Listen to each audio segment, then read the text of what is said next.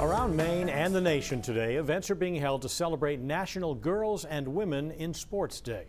Bates College is hosting a virtual Lead Her Forward alumni panel tonight at 7. 5 former student athletes will share their experiences after helping make advancements for women in sports over the decades. One of them is 2010 grad Van Thiel Elizabeth Duncan.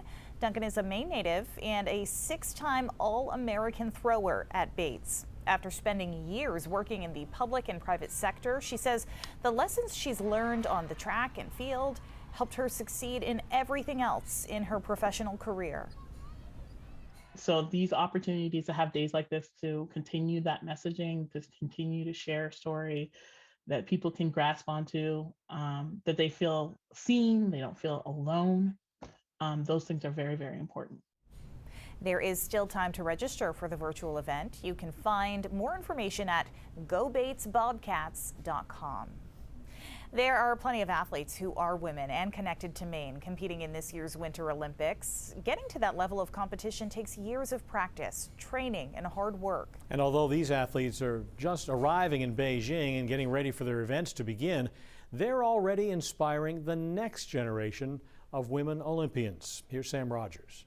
It was always my childhood dream, play once at the Olympics. It was something I would dream of, but I think it was probably a little bit unrealistic. Well, for Amelie Anderson and Rahel Ensler, it's a dream come true. Ensler wears number 22 for the Black Bears and is representing her home country of Switzerland. The defenseman has been on skates since she could walk. Later on, I started playing with the boys for a pretty long time, for maybe like 10 years. Years before they became teammates, UMaine's number 11, Amelie Anderson, began a journey no generation of Denmark hockey players had done before. Make it to the Olympics. A daunting task for a country where hockey isn't too popular, but the Anderson house was different. I have 2 older brothers. My parents played, my uncles, aunts played. These two make their Olympic debut this week, and they won't be the only Black Bears in Beijing. Michelle Weiss last played in Orono in 2020 and is also skating for Team Denmark. And former players Teresa Vanisova and Vendula Pribilova will skate for the Czech Republic, which is also making its women's hockey Olympic debut.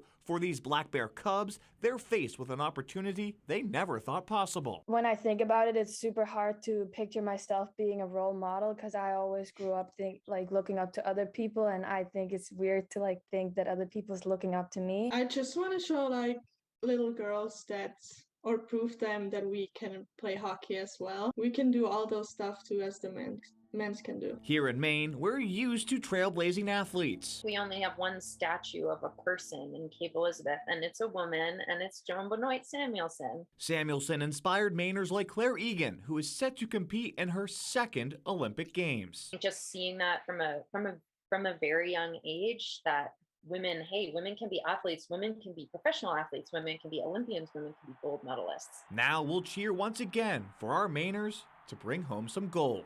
Sam Rogers, News Center, Maine. And according to the International Olympic Committee, 45% of the athletes in Beijing are women. That's a record high in the history of the Games.